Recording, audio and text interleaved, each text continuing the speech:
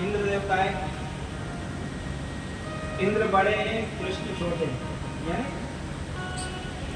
वो भी अदिति के यहाँ पर पैदा हो गए थे और भगवान कृष्ण भी वामन जब अवतार लिया था तो इंद्र के छोटे भाई, ऐसा मानना है।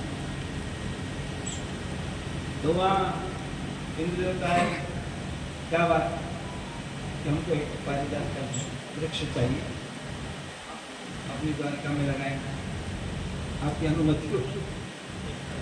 ठीक है, दे जाओ, लेकिन इसके लिए आपको कुछ हमारा एक काम करना पड़ेगा। क्या बात है? कहा कि भौमासुर नाम एक राक्षस है और वो हमारी माता के कुंडल और कवच वगैरह हमारे ले गया है, तो उसको मार करके उससे वो ले आओ। तो आप फिर एक अपनी इच्छा के अनुसार एक डाल दें।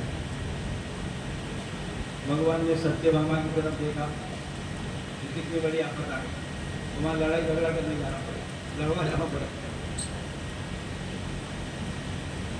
गए, अब वहां गए तो वहां भैया वो भौमासुर बहुत बड़ा, उसका बड़ा किला था,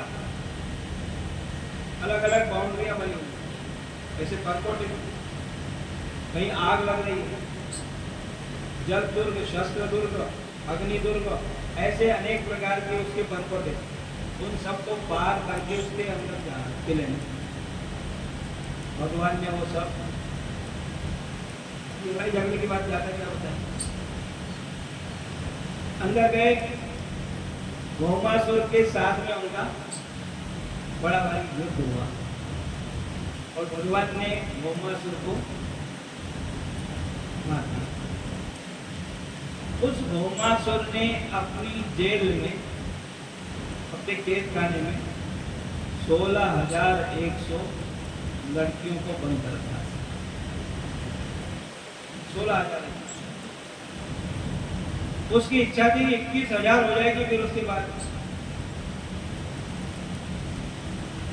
असल में ये 16,100 वेद की ऋचाएं, वेद मंत्र हैं। उन वेद मंत्रों का वो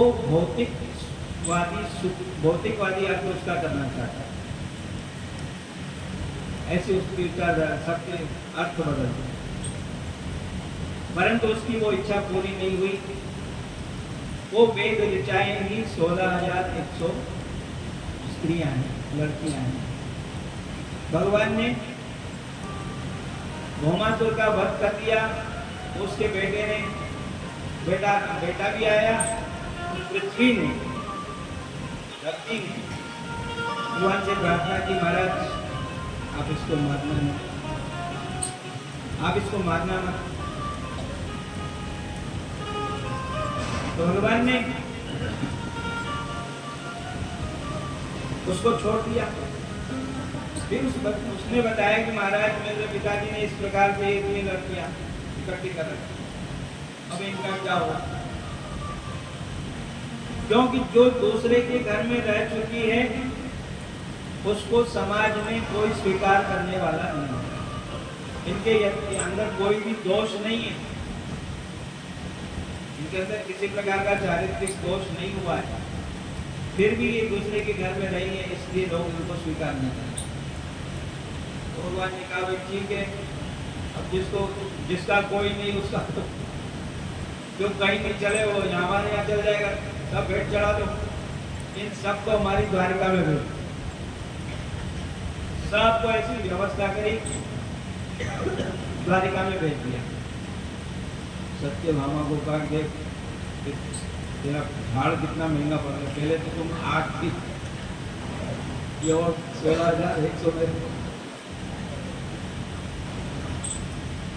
अब तो फुर्सत ही नहीं मिलेगी, रोज को यो लाओ ये सब चलेगा। अब आए, कवच कुंडल ला करके इंद्र को दिए कि ठीक है साहब, आप बगीचे में जाओ, आपको जो अच्छा लगे वो ले। अभी भी बात बनी नहीं, वो बगीचे में जाके, और बड़ा सुंदर, जो समय अमृत मंथन के समय में निकला था ना था, वो सबसे ज्यादा सुंदर है, उसको ही बस वृक्ष हमारे ये दिखा। और भगवान ये सब चल रहा है, इतने में वो महल की खिड़की इंद्राणी ने देखा। कौन है? उसने भी कभी देखा नहीं था कि कौन है, कि हमारे बगीचे में ऐसे क्या कर रहे हैं। तो उन्होंने बताया कि ऐसे प्रकार से कि भगवान कृष्ण है और मैंने इनको, ये हमारे छोटे भाई, हमारा छोटा भाई, तो इनको मैंने कहा था कि हमारे कवच कुंडल वहाँ है, आप ला करके दे दो, फिर एक पेड़ा ले जाना।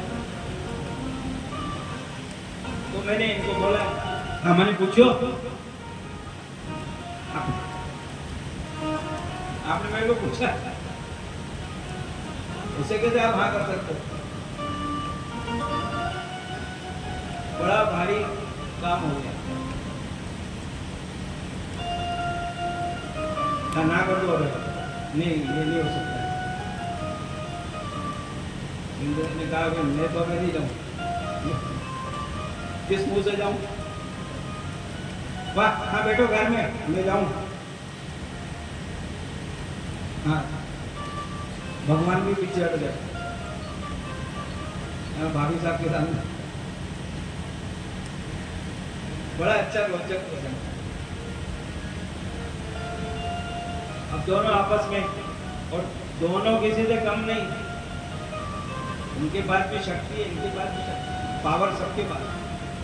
सत्यभामा के पास भी, तो वहां बड़ा भारी युद्ध हुआ और बड़ी बड़ी शक्तियों का प्रयोग हुआ। फिर बृहस्पति जी आए, देवताओं के गुरु जी आए, उन्होंने दोनों का बीच बचाओ। तो देखो आप दोनों किसी से कम नहीं हो, दोनों शक्तिशाली, सारी बातें दोनों देवियां, आप शांति रखो। देखो ये जो वृक्ष ले जा रहे हैं, तो ये कुछ समय के लिए जा रहा है, ये अवतार का कार्य पूरा होने के बाद वापस आपसे स्वर्ग में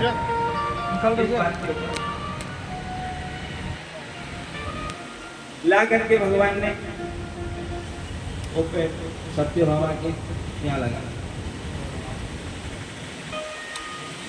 उसमें भी भैया पेड़ इसके घर में लगे और इसके फूल अगर कैसे ढंग से लगा, फिर सबको झगड़ा होगा, मैंने तो झाड़ लगाया, मैंने इसलिए ये समस्या नहीं हो, तो भगवान ने ऐसे ढंग से लगाया कि पेड़ उसके आंगन में लगा है और फूल आसपास वालों। ये बड़ा दिव्य चरित्र वर्णन किया।